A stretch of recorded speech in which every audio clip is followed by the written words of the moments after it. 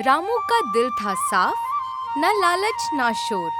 छोटे से लोटे ने भर दिए अन्न के भंडार ढेरों और। भूखे को खिलाया, सबका बन गया सहारा।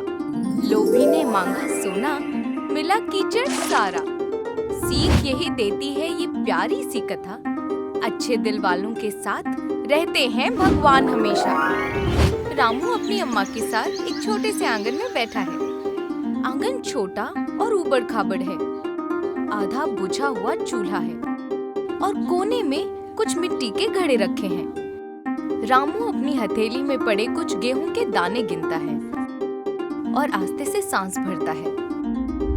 तभी भोला अंदर आता है। उसके हाथ में एक छोटी सी मूली है, जिसे वो ऐसे पकड़े हुए है जैसे कोई खजाना मिल गया हो।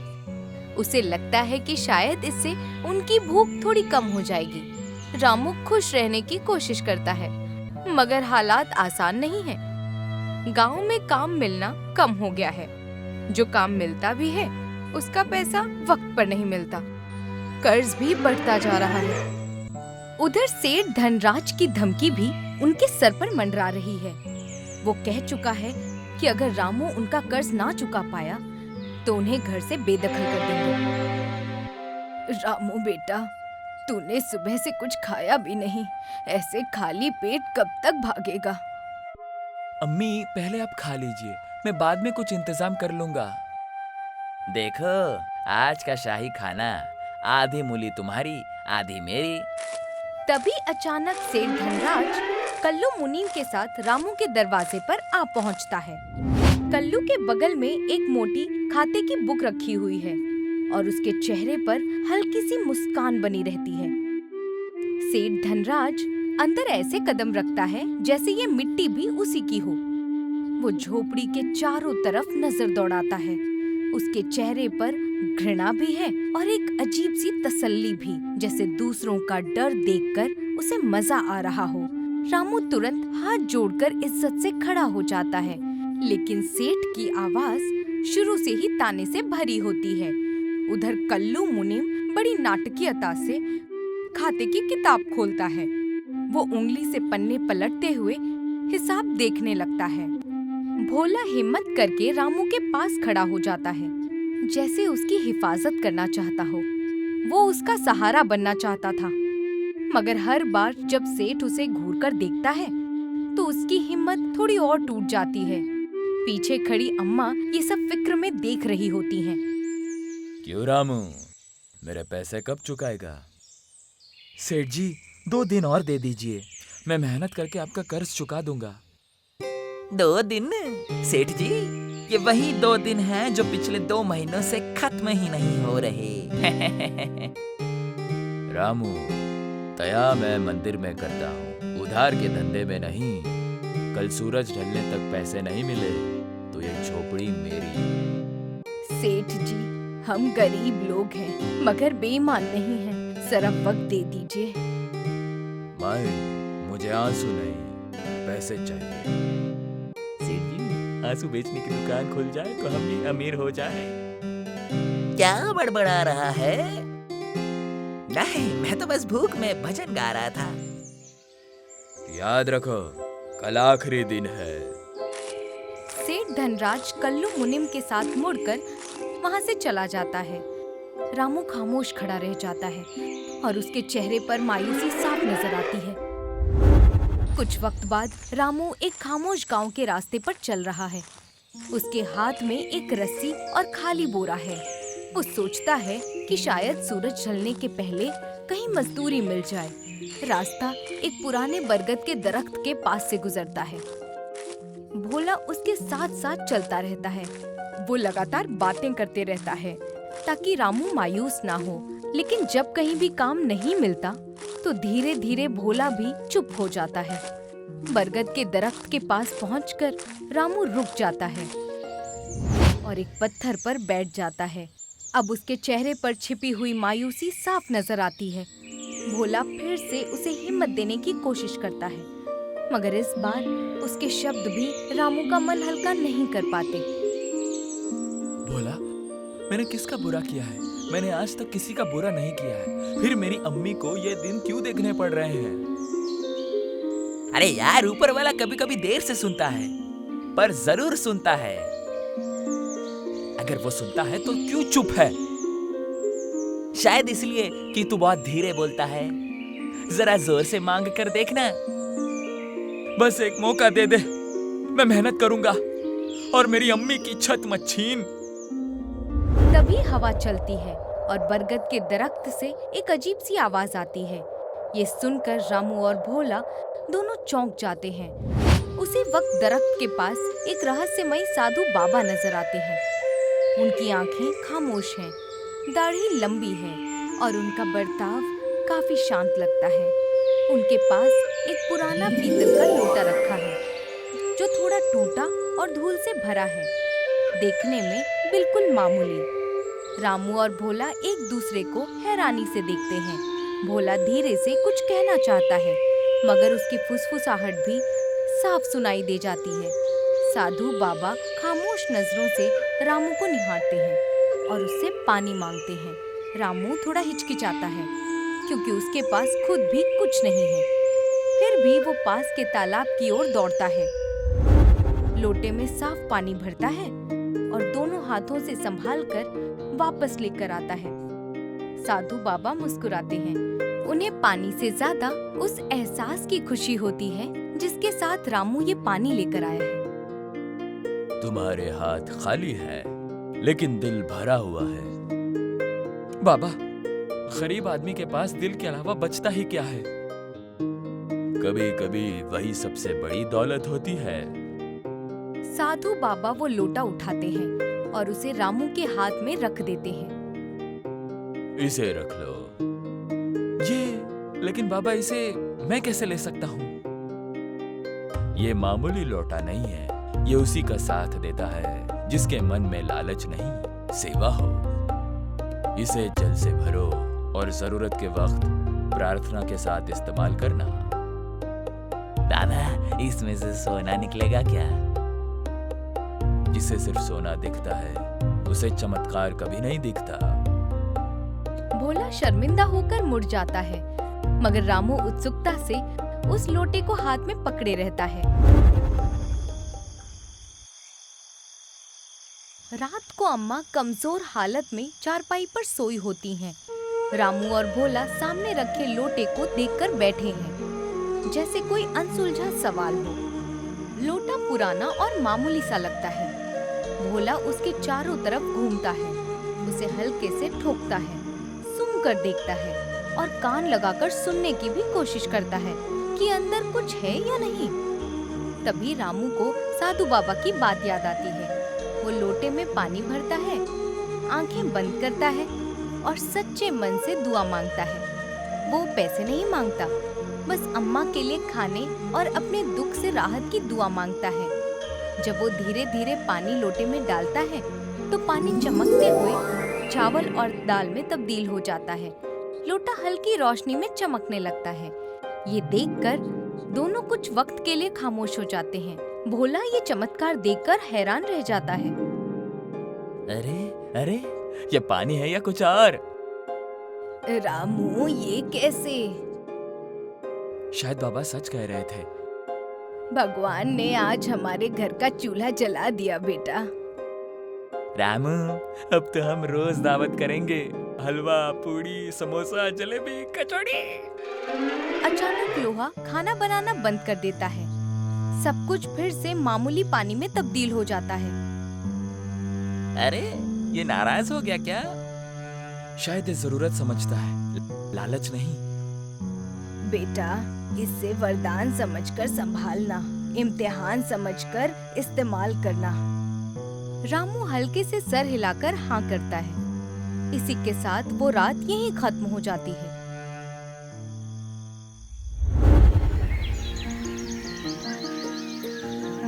अगली सुबह एक नई ऊर्जा के साथ आती है। कई दिनों की भूख के बाद अम्मा चूल्हे पर खाना बनाती है और खाने की खुशबू गली तक फैल जाती है। भोला अपनी खुशी संभाल नहीं पाता। रामू उसे समझाता है कि लोटे की बात किसी को नहीं बतानी है, मगर भोला का चेहरा ही ऐसा है कि उससे राज छुपाना नामुमकिन लगता है। भोला, तेरे पेट में कोई बात नहीं टिकती। ख्याल रखना, इस बारे में किसी को पता नहीं चलना चाहिए। रामू, मैं कसम खाता हूँ, मैं किसी को कुछ नहीं बताऊंगा। तेरी कसम से ज्यादा मुझे तेरे चेहरे पर डर लगता है। तू फिक्र मत करो, मैं सब संभालूंगा। इतने में अम्मा उनके लिए ताजा बनी हुई खिचड़ी लेकर आती हैं। दोनों उसकी खुशबू लेते हैं और फिर खाने लगते हैं। अम्मा करीब में ही बैठ जाती हैं। दोनों को खाते हुए देखकर उनके चेहरे पर सुकून नजर आता है। खाने के बाद रामू और भोला काम की तलाश में निकल पड़ते हैं। रामू अपने साथ वो लोटा भी ले जाता है। रास्ते में उन्हें एक बुजुर्ग लकड़हारा दरख्त के नीचे कमजोर और भूखा बैठा नजर आता है। अरे चाचा, क्या हुआ? आप ठीक तो हैं? क्या बताऊं बेटा, भूख से हालत खराब है। अगर कुछ खाने को मिल जाता तो बेहतर होता। रामू दोबारा लोटे का इस्तेमाल करता है। वो मन ही मन दुआ मांगता है और लोटे से इतना खाना मिल जाता है कि वो उस बुजुर्ग लकड़हारे को खिला सके। उसी वक्त कल्लू मुनिम दूर से ये सब देख लेता है। वो पूरी बात समझ नहीं पाता, मगर इतना जरूर समझ जाता है कि उस लोटे में कुछ जादुई शक्ति है। अरे वाह, यहाँ तो बिना खेत के फसल उग रही है। ये खबर सेठ जी को पसंद आएगी। ये देखकर कल्लू मुनिम चुपचाप वहाँ से चला जाता है। हवेली के अंदर सेठ धनराज गद्दों पर बैठा नोट गिन रहा होता है। तभी कल्लू मुनिम वहाँ आ जाता है और चमकते फर्श पर लगभग फिसल ही जाता है। सेठ पहले उसकी इस हरकत पर उसे डांटता है, मगर कल्लू जल्दी जल्दी आगे बढ़कर सेठ धनराज को बताने लगता है कि उसने क्या देखा। सेठ जी, अपनी आंखों से देखा मैंने। वो लोटा पानी से खाना निकाल रहा था। झूठ बोलोगे तो जेब कटवा दूंगा। अरे सेठ जी, मैं झूठ बोलूं तो मेरी मूछें उल्टी उग जाएं।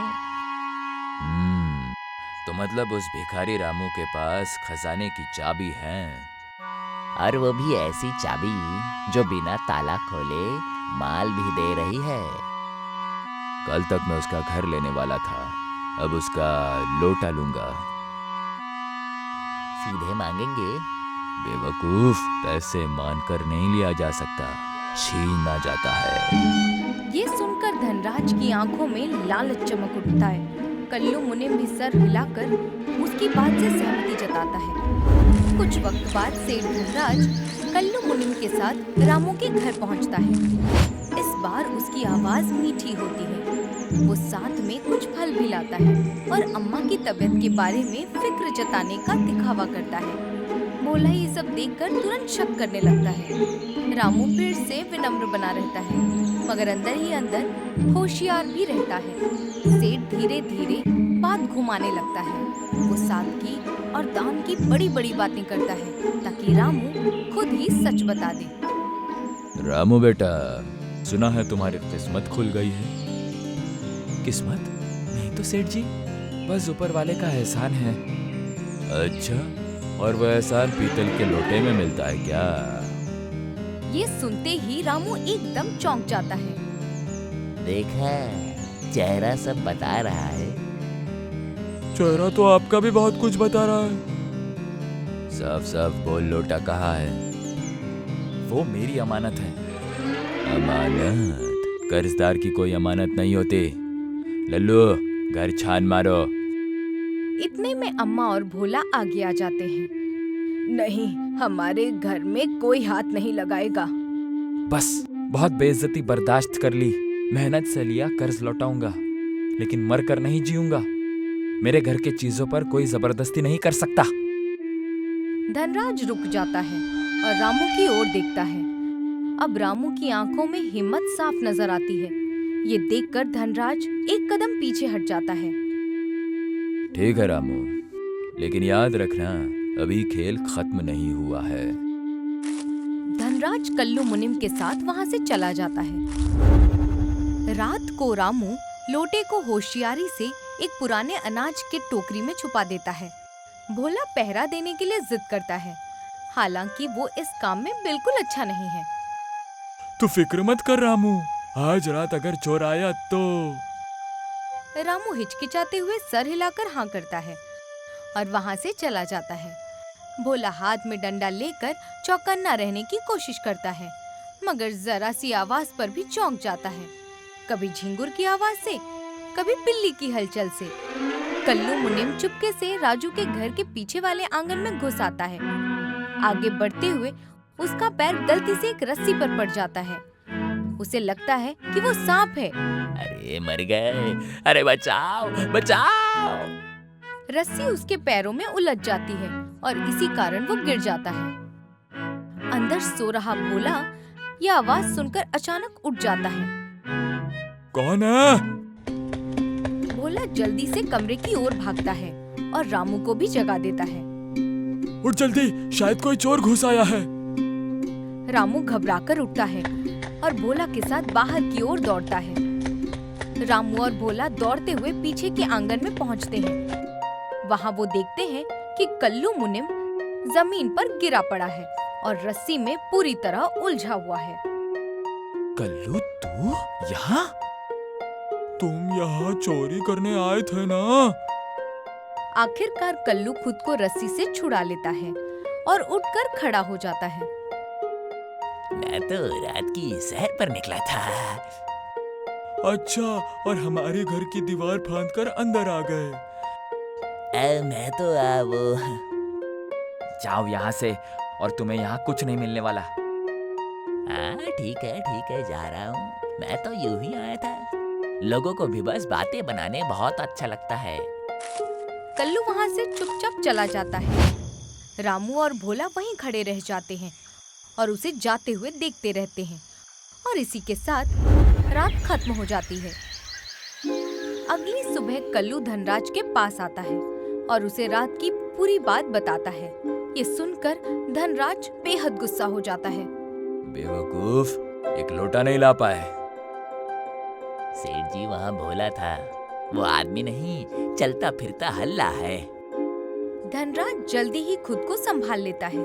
उसे समझ आ जाता है कि चोरी शायद काम ना करे, इसीलिए चालाकी से बात बन सकती है। अब सुन, पूरे कस्बे में खबर फैलनी चाहिए कि रामू काला जादू करता है। लोग डरेंगे, सवाल करेंगे और वो खुद लौटा बाहर लाएगा। वाह सेठ जी, आपका दिमाग तो सांप से भी ज्यादा टेढ़ा है। चापलूसी कम और काम ज्यादा। कल्लू सहमति में सर हिलाता है और वहाँ से चला जाता है। धनराज के चेहरे पर एक चालाक मुस्कान फैल जाती है। कुछ वक्त बाद गांव में ये बात फैल जाती है। गांव की चाय की दुकान पर लोगों की भीड़ जुटी होती है। सब लोग आपस में रामू के काले जादू के अफवाह की बात कर रहे होते हैं और माहौल थोड़ा तनाव भरा हो जाता है। इसी बीच धनराज वहाँ आता है और उसके पीछे पीछे कल्लू भी आ जाता है। कस्बे वालों, मैं तो बस सबकी हिफाजत चाहता हूँ। रामू के घर में एक खुफियामयी चीज छिपी हुई है। मैंने अपनी आंखों से देखा, पानी से खाना बन रहा था। इसी बीच रामू, भोला और अम्मा भी वहाँ आ जाते हैं। तभी भोला आगे बढ़कर बीच में बोल पड़ता है। तो तूने ये भी देखा होगा कि खाना भूखे को खिलाया गया था। क्या उसे कुछ हो गया? रामू, सच क्या है? हकीकत इतना ही है कि ऊपर वाले ने हमारी मदद की है। मैंने कभी किसी का बुरा नहीं किया। तो सबके सामने दिखा देना। रामू भोला की ओर देखकर सहमति में सर हिलाता है। अगर ये वरदान है तो इसका इस्तेमाल सेवा के लिए होगा, तमाशे के लिए नहीं। भोला चाय की दुकान के बर्तन से उस लोटे में पानी भर देता है। रामू लोटा उठाता है, आंखें बंद करता है और दुआ मांगने लगता है। कुछ ही वक्त में लोटे का पानी चावल के दानों में तब्दील हो जाता है। ये देखकर वहाँ खड़े सभी गांव वाले तुरंत हैरान रह जाते हैं। अरे, ये तो सचमुच चमत्कार है। कहा था ना, हमारा रामू काला जादू नहीं करता, ये साफ दिल का आदमी है। धनराज ये सब देखता है और उसके मन में लालच और गहरा हो जाता है। भीड़ की हैरानी धीरे धीरे रामू के लिए इज्जत में बदलता देख वो उसे बर्दाश्त नहीं कर पाता अचानक धनराज रामू के हाथ से लोटा छीन लेता है। ये देखकर गांव वाले हैरान रह जाते हैं। ऐसी ताकत किसी गरीब आदमी के पास नहीं होनी चाहिए, बल्कि एक ऐसे इंसान के पास होनी चाहिए जिसे वो ठीक तरह से इस्तेमाल कर सके। ये लोटा अब मेरा है। मैं इससे सोना मांगता हूँ, हीरे मांगता हूँ, मोती मांगता हूँ। लोटा बिल्कुल खामोश रहता है। सेठ फिर से कोशिश करता है, इस बार और ज्यादा लालच के साथ। लेकिन धन दौलत की जगह उस लोटे से काला गाढ़ा कीचड़ निकलकर सीधे उसके कपड़े और चेहरे पर फैल जाता है। ये देखकर गांव वाले हंसने लगते हैं।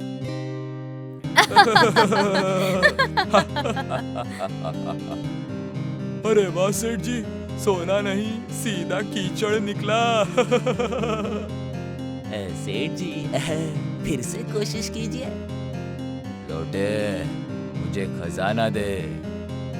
लोटे से और कीचड़ निकलकर सीधे उसके चेहरे पर गिर जाती है। ये देखकर गांव वाले जोर जोर से हंसने लगते हैं।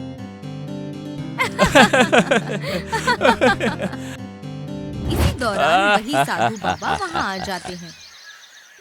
बाबा, आप? रामू ने भूख मिटाने की प्रार्थना की थी, इसीलिए खाना मिला। इसने लालच मांगा, इसीलिए इसे सजा मिली। याद रखो, वरदान कभी लालची के हाथ में नहीं टिकता। धनराज शर्म और पछतावे से अपना सर झुका लेता है।